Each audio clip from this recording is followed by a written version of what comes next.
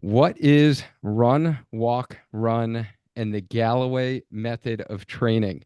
Welcome to episode 215 on the Healthy Runner podcast, where we help you get stronger, run faster, and enjoy lifelong injury free running. Today, I get the opportunity to chat with a true legend in the running community. The one, the only Jeff Galloway is here. And for those of you who have been hiding under a rock or not familiar with Jeff's work, before Jeff Galloway became a world class coach and official training consultant for Run Disney, he was a world class distance runner who represented the U.S. in the Munich Olympics, the World Cross Country Championships, and many international events, teaming up with Olympic gold medalist Frank Shorter, Steve Prefontaine, Bill Rogers, and his colleague roommate or his college roommate and Boston Marathon champion, Amby Burfoot. Jeff opened the first running specialty store actually in the world, and he established the Galloway training programs in over 100 cities and has written 35 books on running, walking, and nutrition.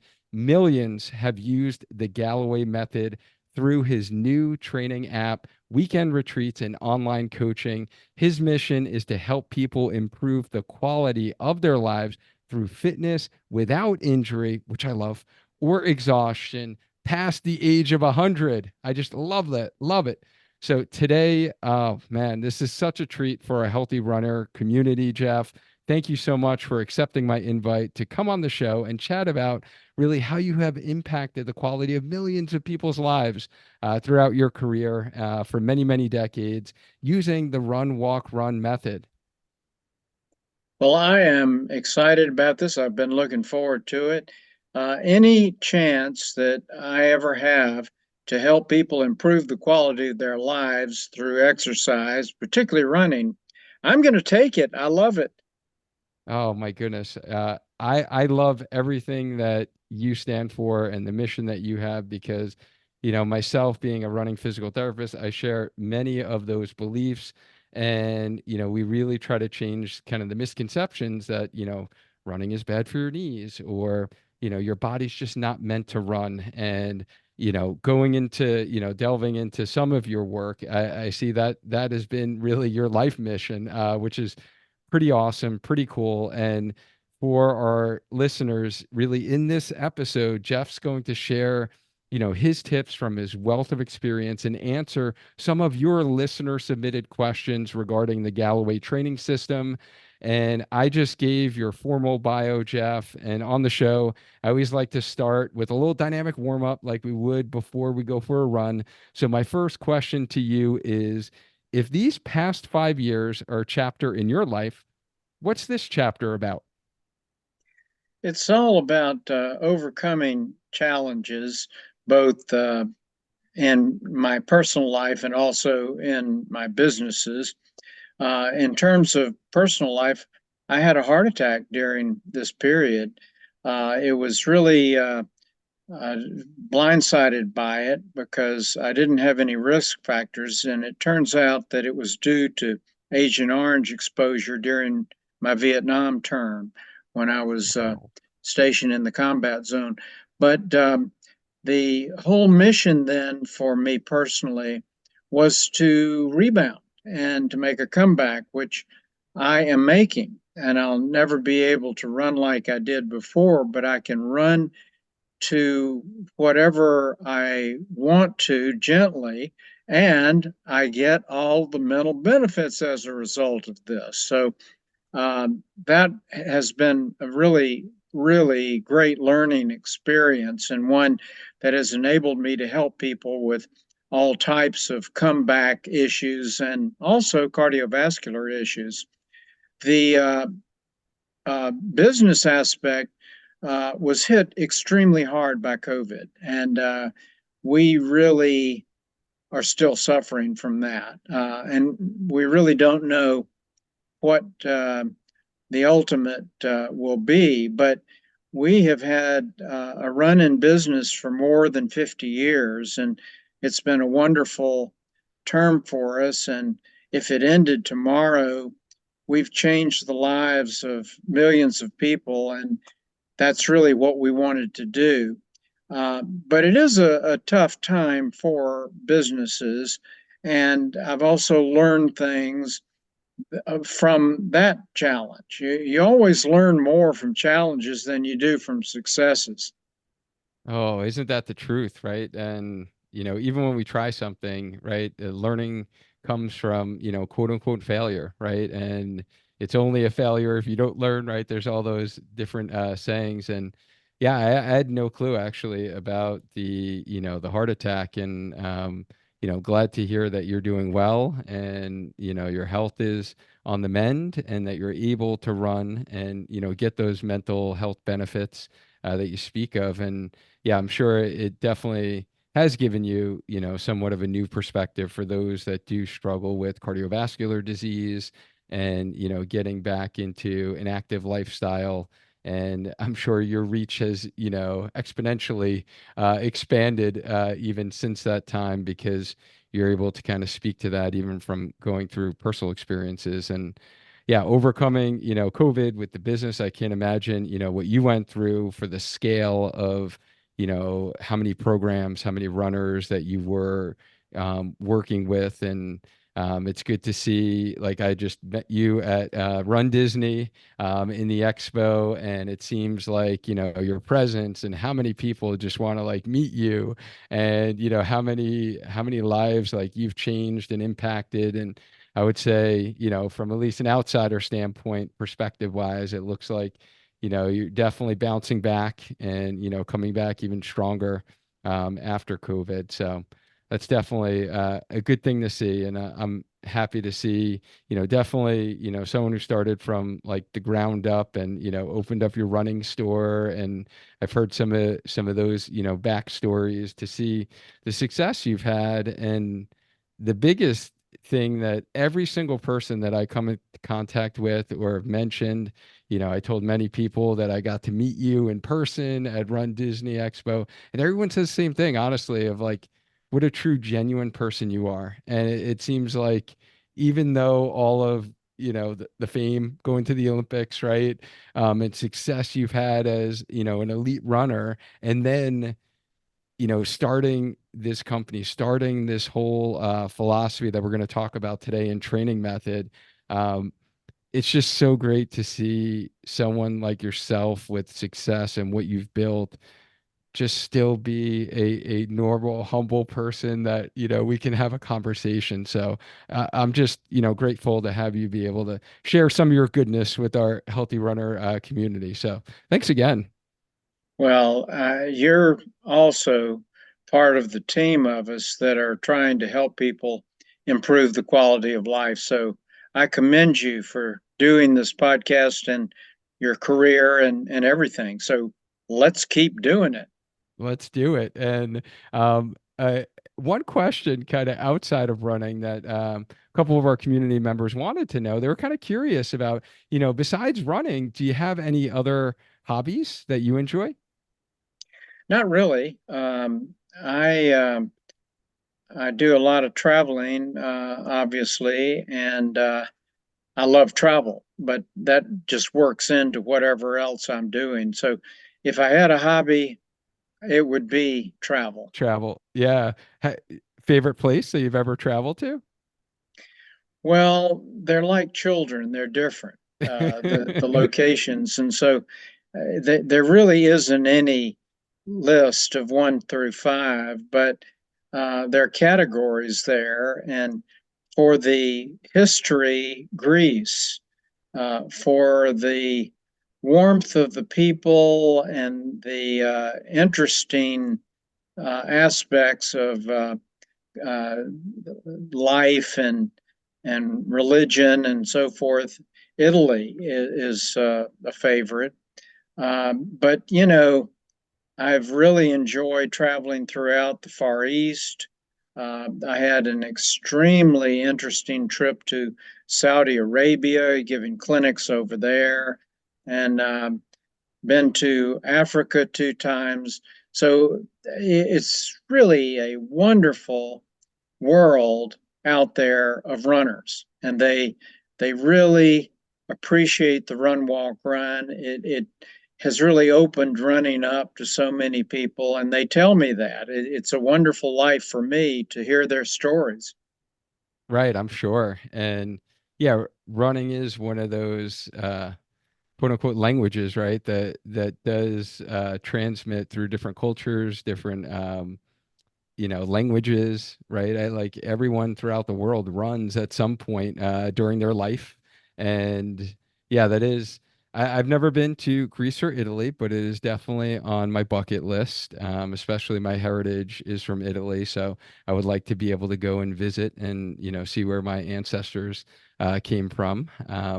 But let's get into really what honestly what a lot of people probably tuned into today's topic, and that is really this run walk run method. How did you originally come up with this method? I had just opened my running store back in 1973, and early on during the first month, a fella came in to buy some shoes, and his job was to coordinate a series of classes, not for credit, for a local university. And so after we talked about running and my mission and helping people improve their lives, he said, "You should teach a class, one of my classes." And so I agreed. And first class had 22 people in it. And every one of them were bare beginners. It was a beginning running class.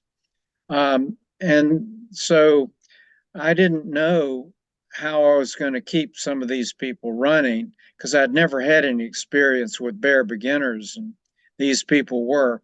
So I did a little test, a pre-test, in doing a little walk jog around a city park where we met.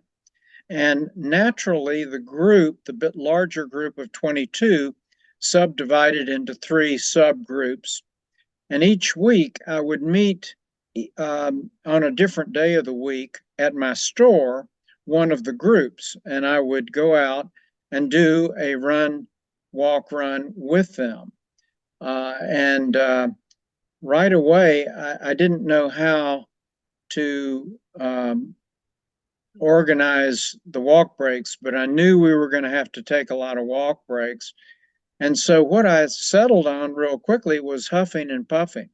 As soon as anyone would huff and puff in the group, everybody would walk.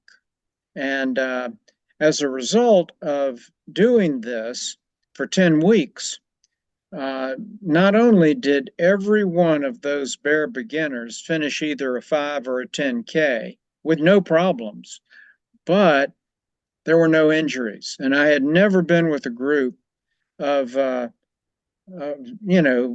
dozen or more runners over 2 months that didn't have injuries. And I realized right from the get go that it was the strategic walk breaks before people got overextended that would do the trick. So I started collecting data, and we now have more than 500,000 people in our database.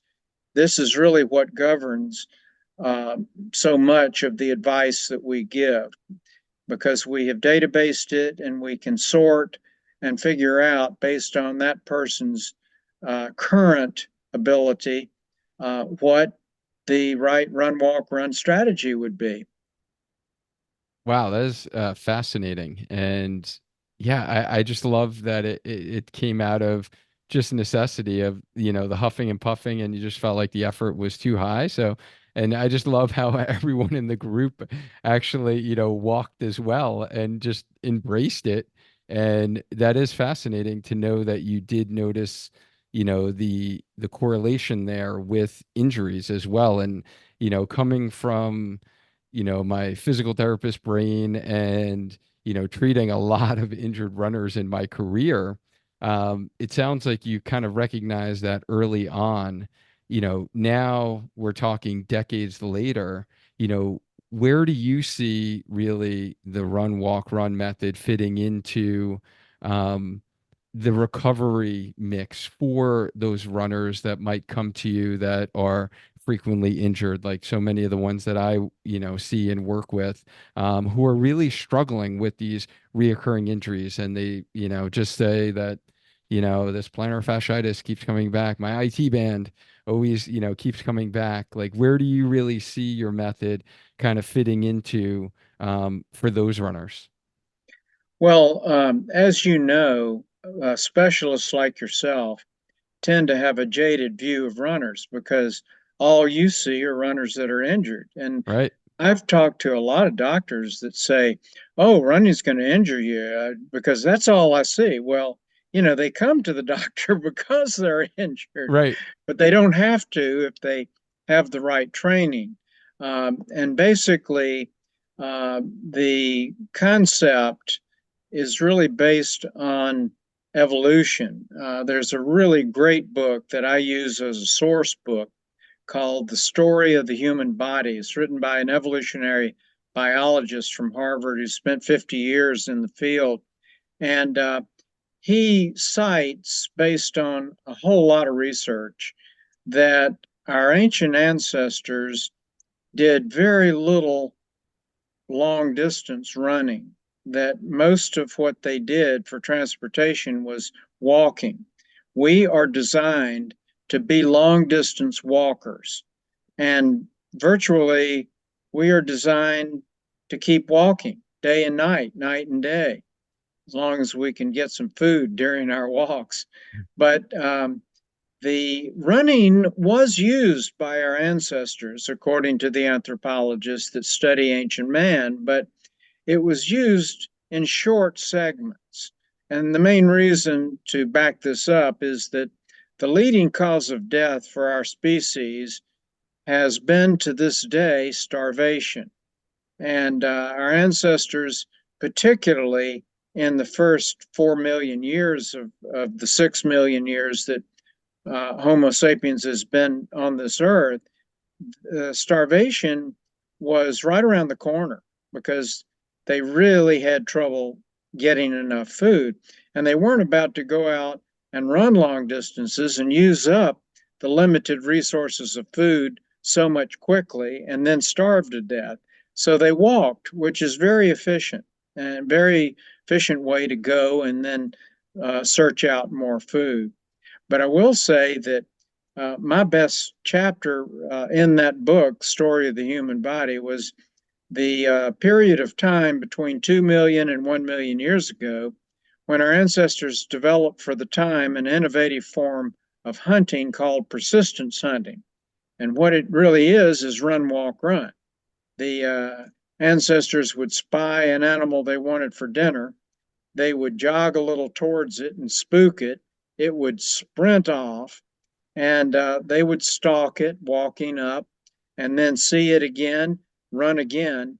And over the span of several hours in hot Africa, the animal would go into heat exhaustion because animals don't have sweat glands and we do. And the animal would keel over and dinner would be served. It was during that period, by the way, that our human brains developed to what they are today based on the number of additional challenges that those hunts and the coming together of the tribe uh, caused to happen. So I'm very pleased that Run, Walk, Run helped our brains develop too. Wow. Yeah, that is so fascinating. And I have heard those stories before, and I love how you kind of tied it to our DNA and our evolution and how we evolved as a species, that we are literally meant to run, walk, run. Well, I'm uh, going to take off on that to answer your question because the fact is, we were not designed to run nonstop for long distances. And when we try to do that, we're going to get injured or exhausted and have a lot of other problems that could come up as a result of that. But if you go back to what our ancestors prepared us to do, and that is to run a little bit and then take a walk break very often, with the walk breaks, each one will erase the stress buildup on the weak links that cause you to break, and will also restore the muscle so that it doesn't get exhausted. And you can keep going and going and going. Yes, indeed. And that's really literally why so many runners, who nowadays, how popular the marathon has become, or even, and Run Disney doing the dopey challenge. There are, you would probably know the numbers better than myself, but I feel like at least almost 50% of the dopey challenge runners run at least, a couple of those races, right? With the run, walk, run method, and they're able to complete it because they've actually implemented that strategy.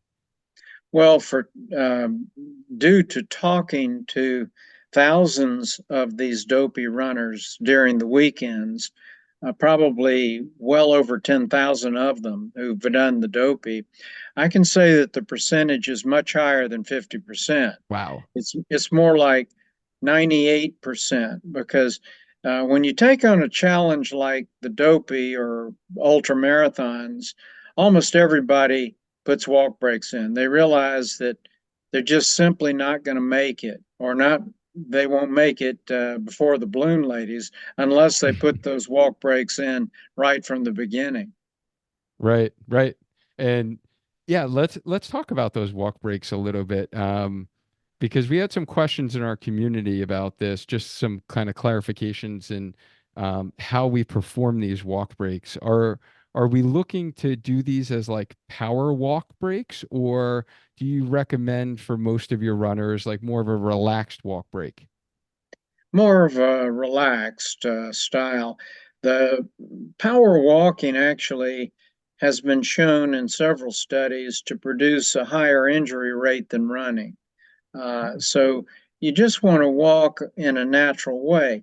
Now, it is possible to speed up your walk for races by doing my cadence drill for walking as well as running. But with a walking cadence drill, you can pick up the speed and you won't have to have the injuries that long strides and power walking produce. Oh, that makes sense. And when I think about, one of the most common kind of form cues that I usually give runners, especially who are struggling with like shin splints or knee pain, is that they're overstriding with their running gait pattern. But like you said, with walking or kind of that power walking, yeah, if someone's kicking their foot all the way out in front of them, they have that much more ground reaction forces that are coming up, being transmitted through their body. So, I love that you have kind of a cadence drill for walking because we talk about that like for running a lot, but I've never heard someone refer to it for walking. And do you have someone just take shorter steps and maintain a higher cadence during the walking portions? Well, whether for running or walking, the whole concept of the cadence drill is to focus on counting your steps. And so, what we do in our programs is set up either a 15-second or a 30-second interval. And if you use a beeper like our timers that we have or our app, and by the way, the app has a free download and a free run, walk, run timer. So you can set up the timer for whatever run, walk, run you want. But on the cadence drill, I generally recommend 15 seconds or 30 seconds. So when it beeps right at the first, you start counting how many times your left or your right foot touches until it beeps at the end of the interval. And then you take about a 30-second walk break and do it again. And your object on the second one and successive ones is to get at least one more count. And so if you had a count, say, of 35 on the first one, you want to get 36 at least, and then keep adding an additional count. And that is the process, whether you're doing it with a run or a walk. And over the span of 4 of these in a row, you have turned on circuits in your brain to make it happen. And one of the other great things about the cadence drill is that because you are counting, you're turning on your human brain. That is the mathematical brain, but it's also the brain that will give you control over your motivation. I learned when I wrote my mental training book that low motivation is often due to the fact that you're not turning on your human brain when you run.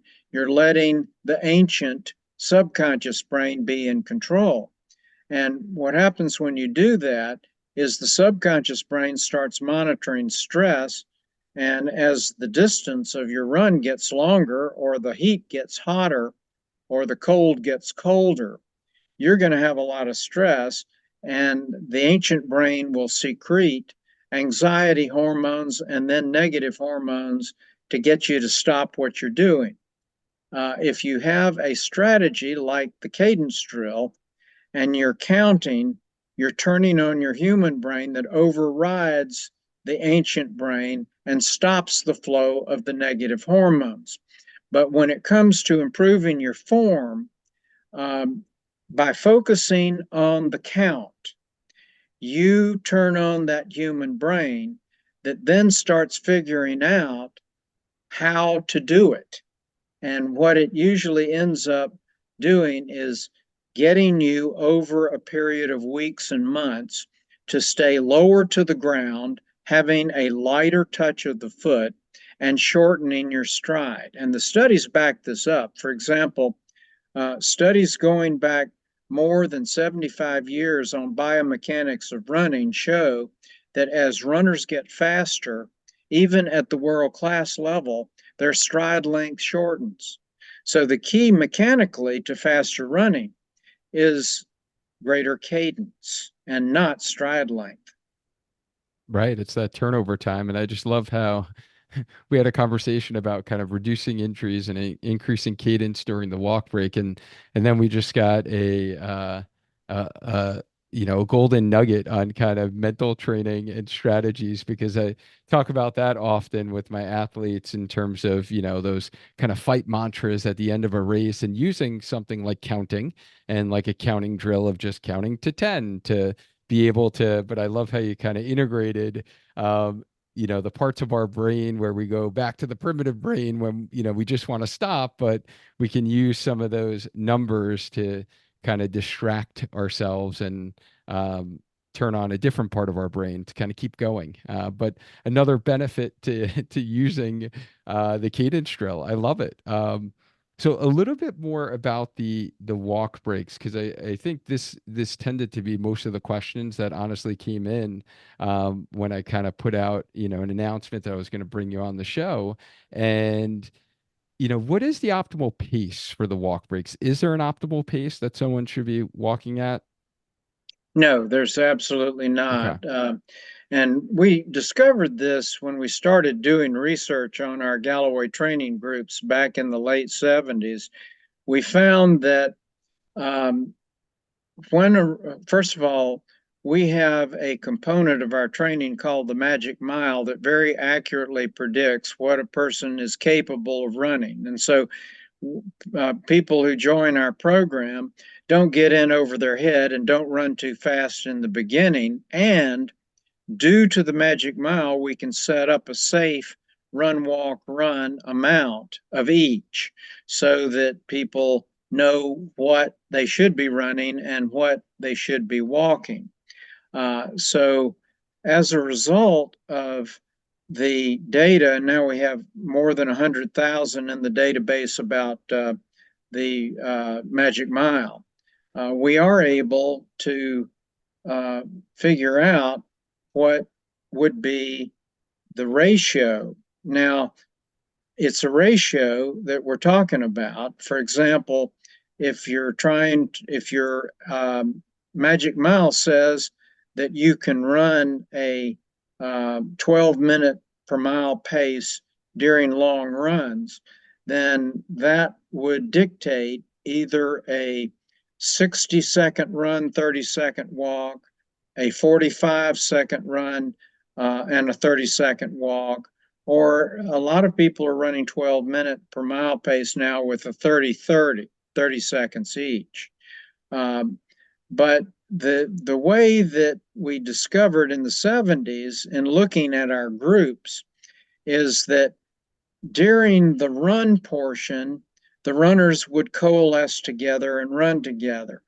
But during the walk, they spread out because some people naturally like a slower or faster walk than others. And so we do not dictate what pace a person should walk. We let them recover and then figure out what they're going to have to do with the speed of the run to compensate for the speed of the walk. And Okay. it's natural. It becomes a really intuitive exercise once you get into run, walk, run. Okay. And I definitely have some follow-up questions with the Magic Mile. But first, you mentioned recover during the walk breaks. So what does recovery mean? Is it effort-based? Do you rely on heart rate? Do you use like an RPE scale, rating of perceived exertion? How do you define like recovering during the walk breaks? The simple indicator is what I started out with run, walk, run. It's your natural heart monitor, which is huffing and puffing. If your huffing and puffing is increasing, you're going into oxygen debt. You're exceeding your speed limit. And so you back off. And the first best way to do that is to adjust your run, walk, run to a more conservative ratio of running to walking. Okay. All right. And if someone is not recovering enough during these walk breaks, then do you recommend they walk slower or lengthen the walk interval? Usually it is to shorten the run portion and make the walk breaks more frequent. Okay.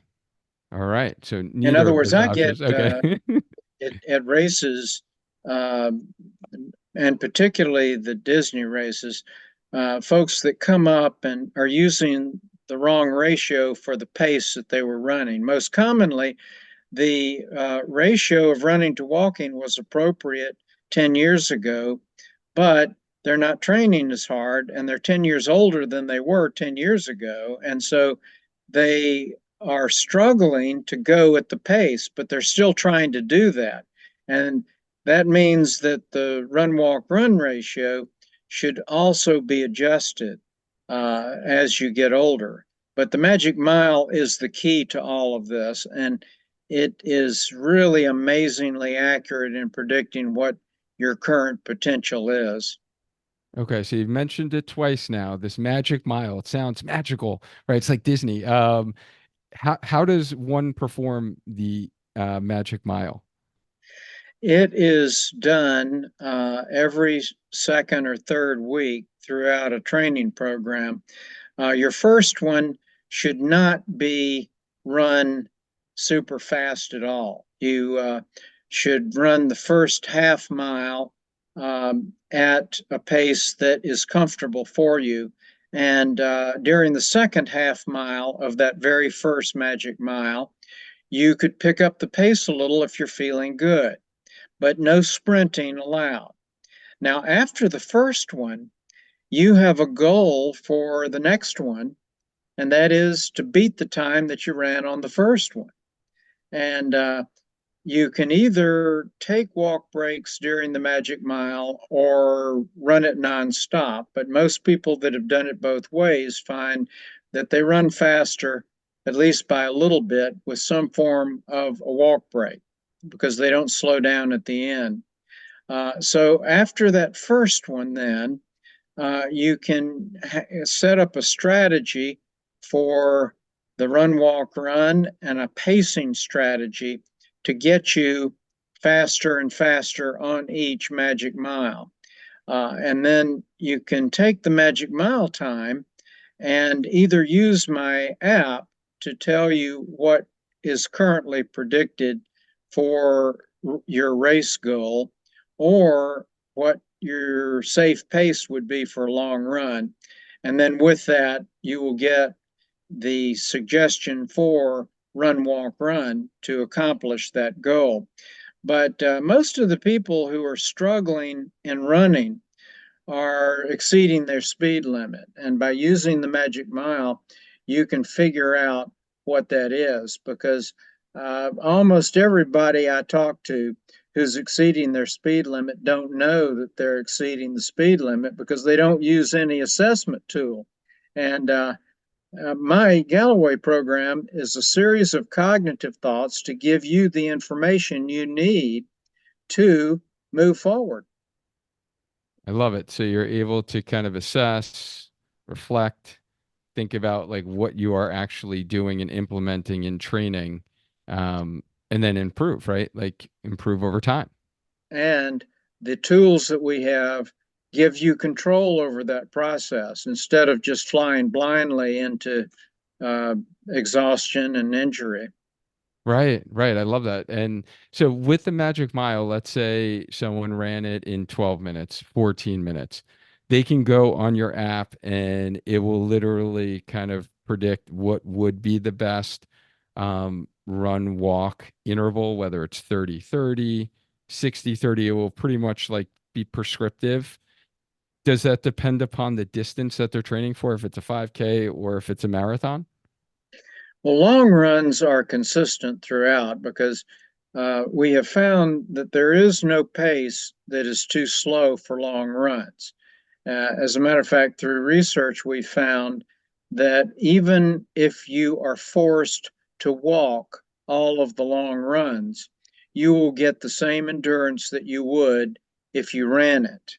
And we've had so many people with various issues who had to walk many of the long runs or all of them and ended up running extremely fast times. Yes, we've even had people run under 3 hours who walked a majority of their long runs during a marathon program. So it's really very possible. And I'll give you an example on how the Magic Mile computation works. Let's say that you run a 10-minute Magic Mile, which is a very common Magic Mile time for beginners. Hmm. What that predicts right then is that your fastest marathon that could be predicted currently would be a 13-minute per mile pace, and a half marathon would be a 12-minute per mile pace. It also would tell you the run, walk, run, which for 13 minutes would be one and one, wouldn't be one and one, but a 1-on-1 ratio. It would be 30-30, 20-20, or 15-15. Those would be seconds each.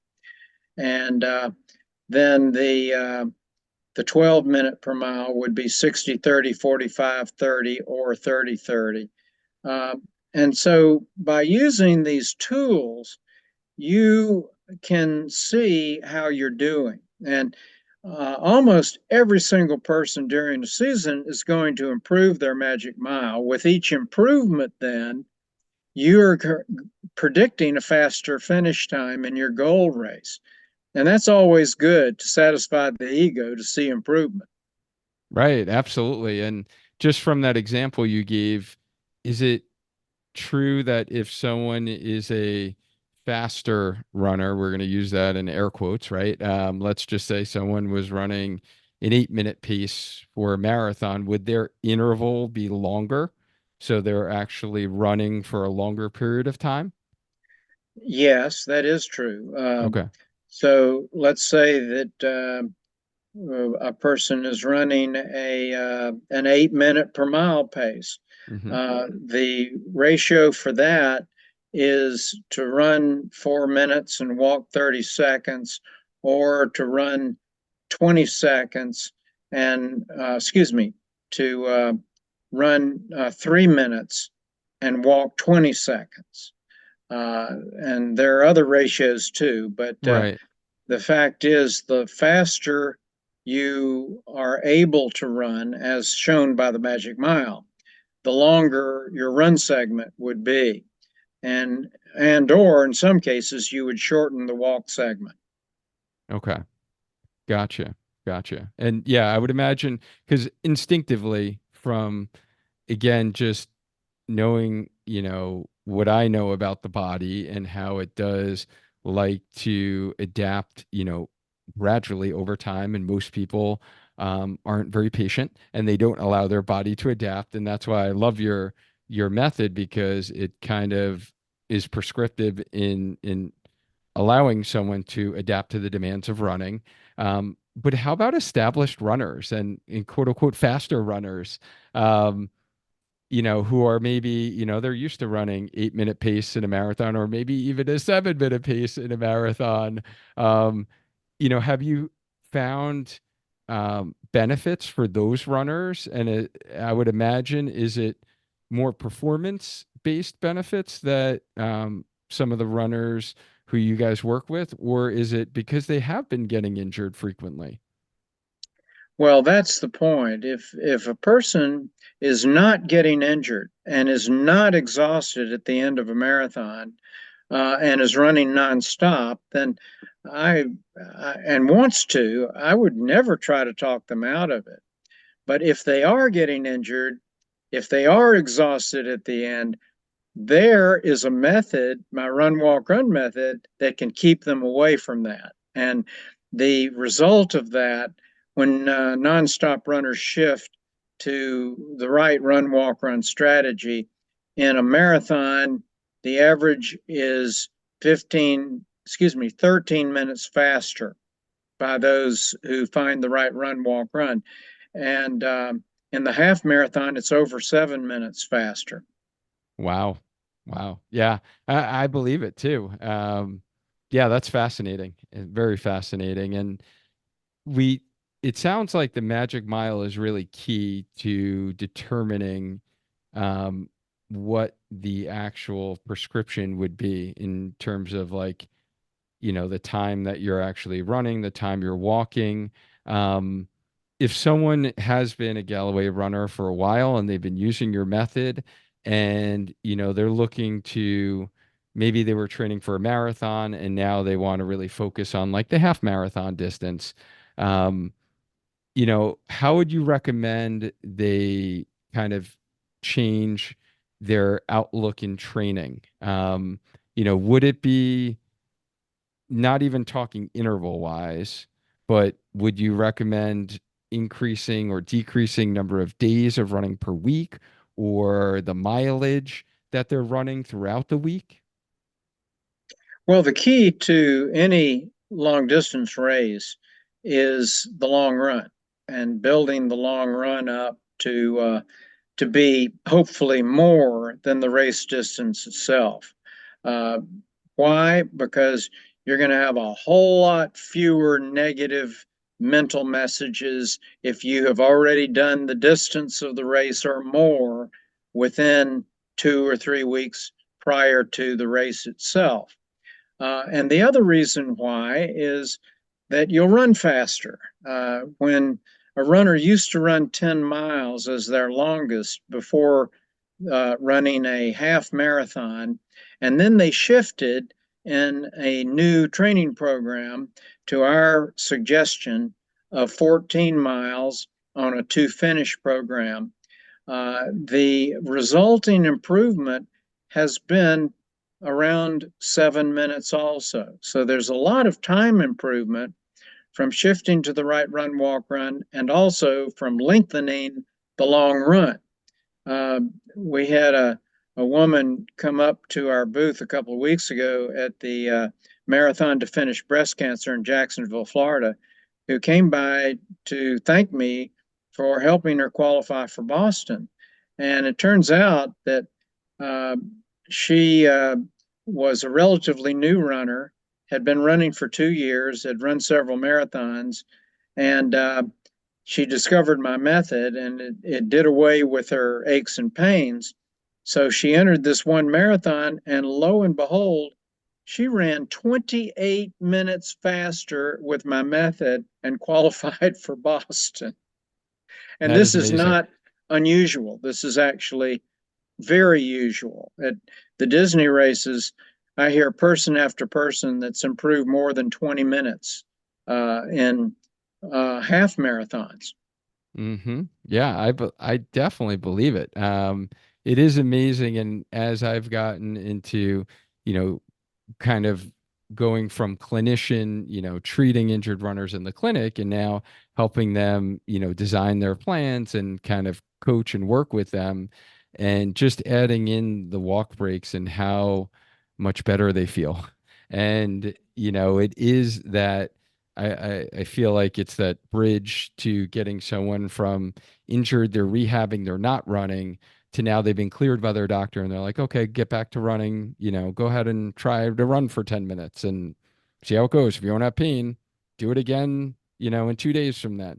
And I just love how kind of structured walk run intervals can allow someone, quite frankly, for a lot of the common running related, overuse injuries that we wind up seeing due to training errors, that someone could actually still run, get the mental benefits you spoke about earlier, and allow their tissues to actually still heal. And so they're continuing to do what they love and their body gets healthier. And now they're allowing their body to adapt to the demands of running. So from a PT standpoint, it makes sense with how, tissues heal. And I just love that, you've developed this like, you're a pioneer, you've developed this long before many rehab specialists, honestly, were even thinking about this and or it became, known. And like I have not been out, that long. Like I've been a physical therapist 21 years, but the beginning of my career, yes, I was telling patients like, yeah, you have runner's knee, you have patellofemoral pain, it's because you're running. So let's just stop running, come to rehab for, 6 to 8 weeks, and I'm going to get you better and then we're going to discharge you and then you can get back to your running.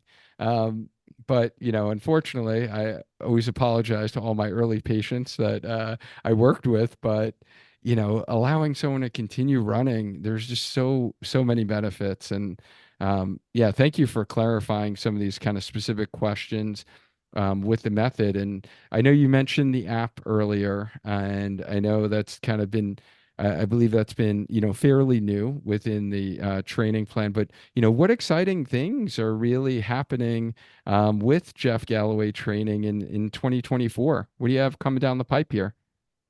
Well, we are continuing with our beach retreats down on the panhandle of Florida. Not only beautiful beaches to run on, but there's a trail system right where we are that has about 200 miles of trails through the forest and is wonderful. Plus, we have bike trails and other places to run too. But those weekend sessions help people understand the method and have uh, a chance to ask all of their questions and to get the direct advice right on the spot and to put all the components together at one time. And so we really enjoy those very, very much. And we will have our uh, weekend in March, the Galloway weekend.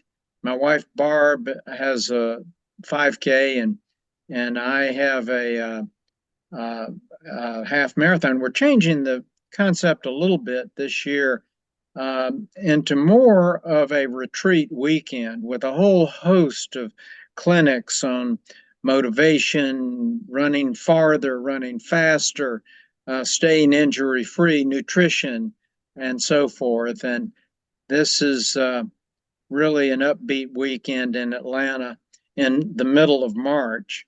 Um, and we will continue to do our Tahoe camp, which actually is the best retreat we have.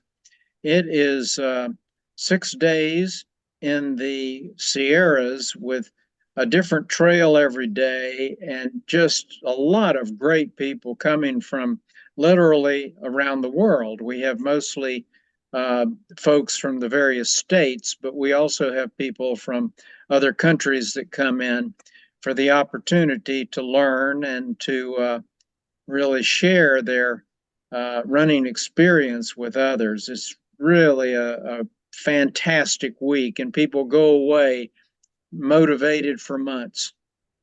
I love that. That's like full immersion, right? And yeah, I bet the community is phenomenal. It sounds like, you're in some great places. So who wouldn't love going to Florida or the Sierras? Oh, that sounds amazing.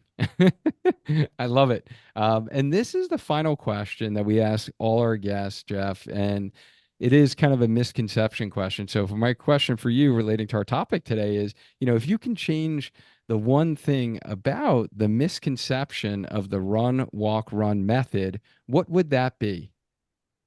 The misconception is that, well, there's several of them, but I'd say the most common one is that they should run a certain portion in the beginning before they took a walk break. And when they start to get tired, that's when that they will often start. Those that have the misconception, that is. The actual fact is that the first walk break you take within the first minute can erase all of the fatigue and stress buildup. If you wait even a mile before taking a walk break, you've got 1 mile of stress on your legs that you'll never get rid of on that run. And if you want to run nonstop, the time to do it is at the end when you can pass a whole lot of people. Oh, yeah. So that would be the major one, but uh, there are a number of other misconceptions, and I address those in my various books.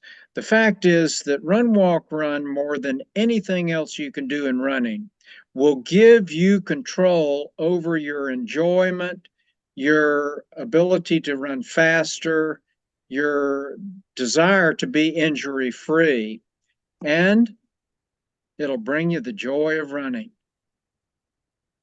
Oh, man, that is amazing, Jeff. Honestly, thank you so much for sharing this with us. And, for those of you listening, I hope you're inspired by this man. He is so inspirational. And I just love how this, system that he's developed is inclusive to all runners, whether you're a beginner, whether you're a frequently injured runner, whether you're an experienced runner. Maybe you've taken off running, during the COVID years and you're getting back into it, but now you're in your 50s, right? Like there are so many runners that can benefit from this approach.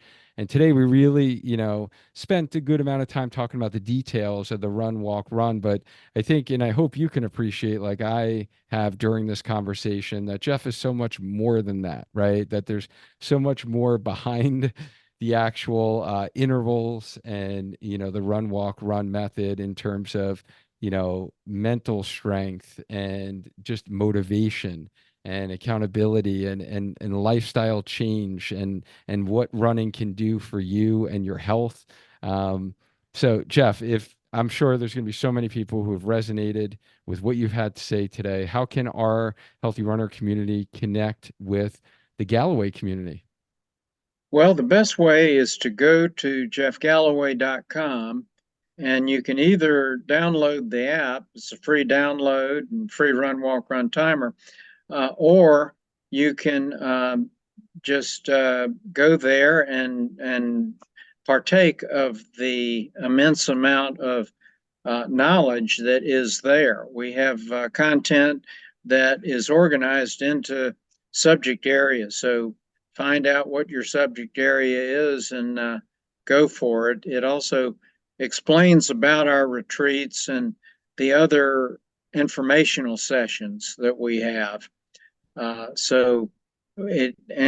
finally, it has a free email service. So you can just go to jeffgalloway.com and email any questions to me. Just put Ask Jeff in the subject line. Oh, I love it. And yeah, Jeff, just like when we met at the Run Disney Expo, this was truly a treat to have you on the show today. And, I really appreciate you taking your time from your busy schedule and sharing your expertise and educating all of us and how we can run for longevity in mind. And I loved in your tagline how you said to run, beyond 100. I constantly say, run into my 80s or I'm in the box. So I love that you've increased the age. We're all running to 100, and we're gonna live for longevity because we are runners. So thank you so much for coming on. I truly, truly do appreciate it. Well, we're making the world a better place, and I really comment again, Duane, you're doing the job. So let's keep working together. Oh, thank you, Jeff. I appreciate that. And those that are listening, whether you're listening to this during a run right now, in your commute, in your car, or you're watching the video version on our Spark Healthy Runner YouTube channel, I appreciate you. And if you've gotten any value out of this, I just ask copy the link wherever you're listening to this and share it with someone who is maybe not even a running friend, honestly, because we've just talked about how this can be inclusive to anyone who wants to start running. So if you have a friend, you have a family member that just needs to get more active, like this can be a phenomenal way for them to get more active and improve their health. So copy the link, share it with them, be like, hey, take a listen to this. Like, I think this might be helpful for you. And as always, guys, let's maintain a strong mind, a strong body, and let's just keep on running. Until next time.